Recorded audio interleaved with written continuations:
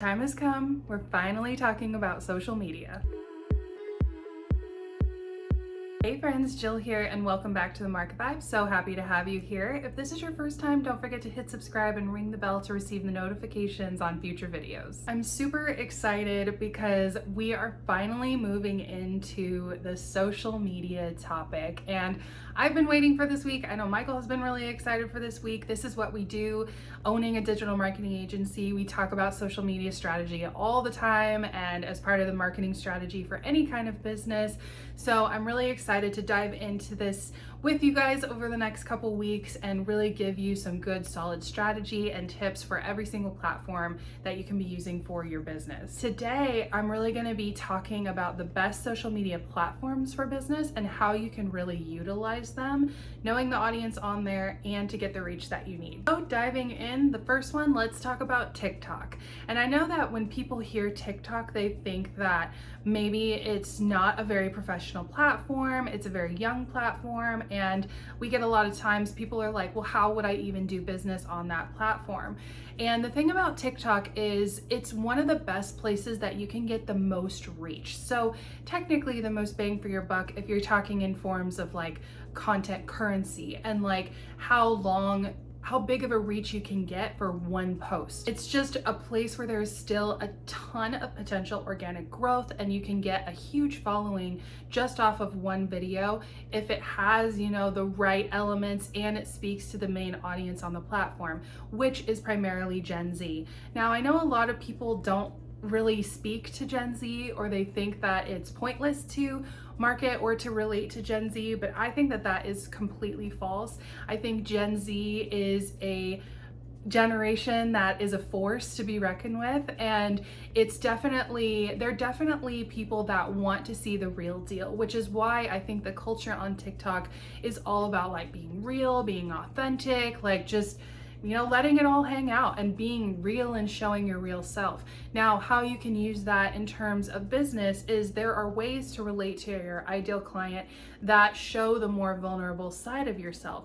Or if you're a small business, just really showing the journey. We've seen so many business accounts blow up on TikTok because they're showing not only the products that they have, but who the person behind the camera, who they are, their inspiration, and just that whole journey. I think Gen Z really likes to see the potential of what can be done in business, all of the overcoming stories, and just how you can go out and you can make your own money. So both Michael and I really believe that TikTok is a great place to be putting out content for your business. However, you do have to be down to speak to Gen Z, and you have to be down to be okay with that culture and actually relate to them, because Gen Z, unlike a lot of people think that Gen Z doesn't like millennials or baby boomers or Gen X, they actually do, but they want to be heard and understood just like all of the other generations want to be understood.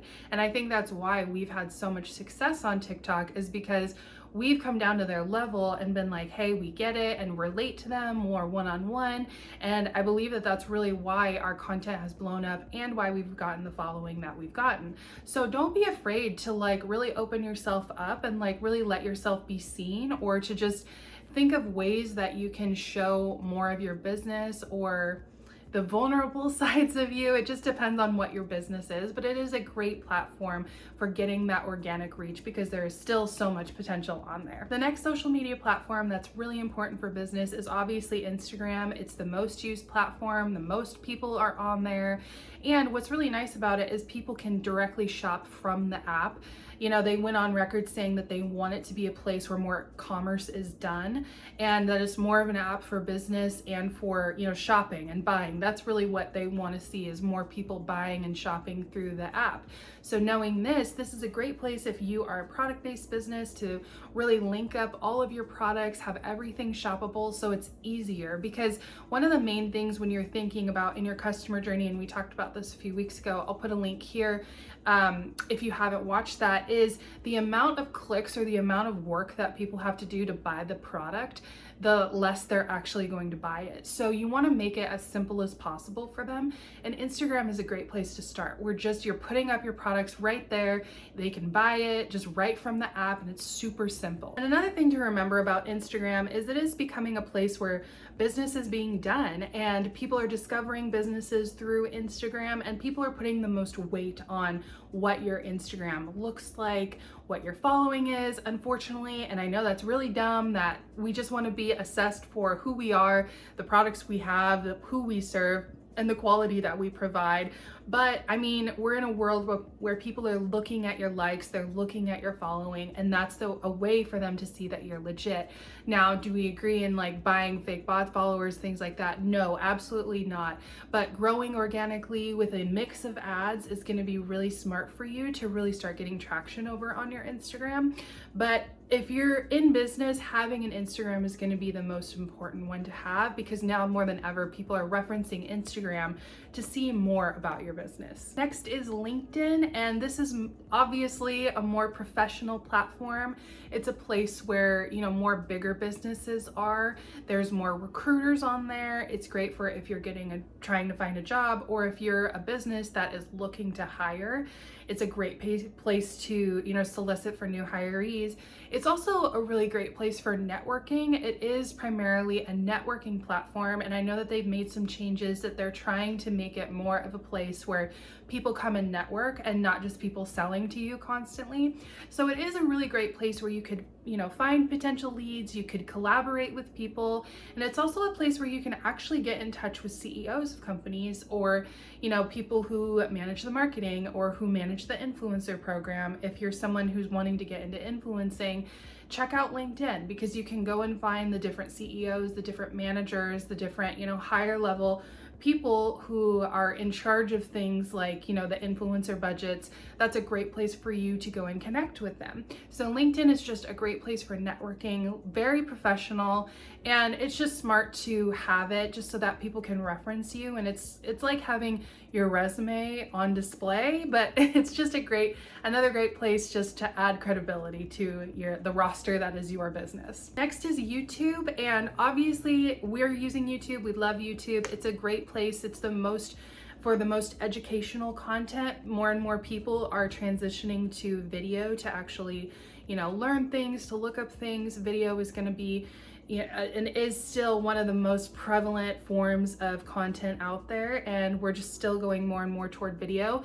It's also the second best SEO platform, and it's integrated with Google, so it's made to really think just like Google does. And there's, you know, great ways that you can get traction to your page and to your videos by really knowing your SEO and by really utilizing the keyword options that they have. That's one thing that we really love about YouTube, is that they really give you access to really finding the right keywords to help put your video in the right places. And then finally, it's more of a long-term platform for your SEO strategy. So, you know, this should have a link back to your website as well. Every video should be linking back to your website, have, you know, links to your freebies or your products and services, but it's more for the long term. It takes a lot longer to build and to monetize, but it's something that if you're creating videos that are more educational, or videos that just people are going to be searching not just on a time frame, they could search at any time, that's going to be what's really powerful. Those are going to be the topics that are going to be really powerful for you to record, is ones that would make sense for people to search on an ongoing basis and not just a one and done. And then finally, Pinterest. And I talked about Pinterest last week, so I'll also link a card here if you want to watch that one as well. That's a little bit more on why Pinterest is such a good platform for business owners. But also, you know, again, it's an SEO platform, and it has the longest post shelf life, and it's very long. I think it's 4 months shelf life. So knowing that, again, you get more bang for your content buck, basically. So if you're creating content and posting it on, you know, someplace like Instagram, I think it has like a day, like a day to 2 day shelf life. Obviously stories expire you know, after 24 hours. But if you're putting something on Pinterest, it can last so much longer, which means more eyes to your pages, more eyes to your products. And it's just, again, you know, in that video, I talk about like, it's just great for your SEO score and great for leading massive amounts of traffic back to your website. And that's it. Those are the platforms that I would highly recommend for any business owner, for any business or brand. Just, it's important to have a mix of not only the viral platforms, which are more Instagram and YouTube, and then the long-term SEO platforms, which are going to be places like YouTube and Pinterest, and then having a professional platform like LinkedIn there as well, just to like add to the legitimacy of your business and to help with networking. So I would recommend having all of these. And I know it can sound overwhelming, especially if you're doing it yourself, but just remember you can actually be repurposing content in a practical and purposeful way. I know that sounds like cliche, like repurpose content in a purposeful way, but just be more aware of, you know, what types of content you can post on different places and how you can repurpose it so you're not spending all of your time creating content and not time finding clients, building your business, and selling your products. And we'll talk about that more in the coming weeks on that as well. But I hope you guys found this helpful, gave you some insights to sort of the social media strategy on a basic level that you should have for your brand, or at least work up to.